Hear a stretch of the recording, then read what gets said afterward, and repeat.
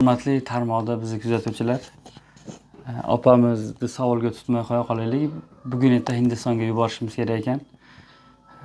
3 ta farzandingiz bor ekan, opa? 3 ta farzand bor ekan opamizni. $10,000 pul yig'ilgan, u yana bir 16,000 yig'ilish kerak ekan. Shunda Xudo xolisa opamizni Hindistonga yuborib, bitta insonni hayotini saqlab qolishlik, olamni saqlab qolishga teng deydi. Opamizni Xudoyim bolalarning baxtiga umri uzoq bo'lsinki, rizqi baland bo'lsin. Bolalar uchun ona olamdan o'tishligi bu juda ham og'ir holatda. Ayollarimiz, juft halollarimiz o'z farzandlari bilan uzoq yillar, ko'p yillar yashasinki, bu bolalarni onalar eplamasa, biz erkaklar tan olaylik, eplalmaymiz. To'g'risi ham da bu biz baxtimizga juft halollarimiz, bolajonlarning onalari ko'p yashasin.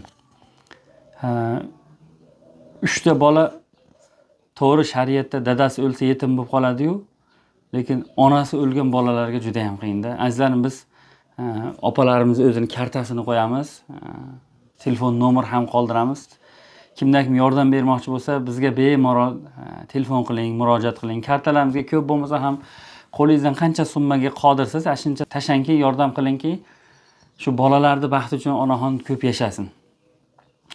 Biz Xudo xolsa chetdan tushadigan kartalarning ham bor ekan, shunaqa kartalarni ham qoldiraylik.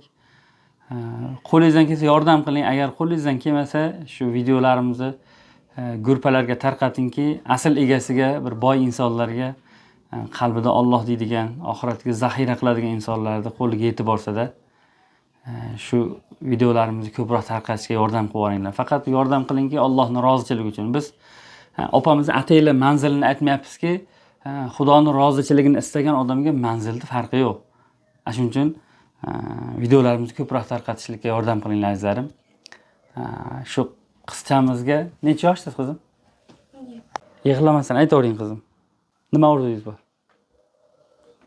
Onangiz hech haqqiga duo qilyapsizmi? Nima deb duo qilasiz? Sog'ayib ketsin deb. Sizlarning baxtingizga sog'ayib ketsin onangiz. Qizim, siz ko'p ukalaringiz bilan duo qilib so'rangki, Allohga hammasi oson. Alloh bir bandasini qaytarib beraman desa hech nima emas. Mana hayotda ko'ryapmiz o'zimiz. Mana siz ham 17 yoshga borib qolibsiz, siz ham o'zingiz ham ko'rayotgandingiz. Hatto doktorlarimiz uylarga javob bergan kasallarni ham sog'ayib ketganini ko'rganmiz, to'g'rimi? Azizlarim, qizchamizga savol bersak, gapira olmayapti, faqat yig'layapti xolos. Shu opamizga yordam qilaylik. Ko'pchilikka hech nima emas. Xudo hammalaringdan rozi bo'lsin. Salomat bo'linglar, opa. Yaxshilik kunda ko'chiring. Palvon, ismingizni aytmadingiz-ku? Shukrulloh. Shukrulloh. Xudoyim onang yaxshi bo'lib ketsin bolam. Mayli, salomat bo'linglar.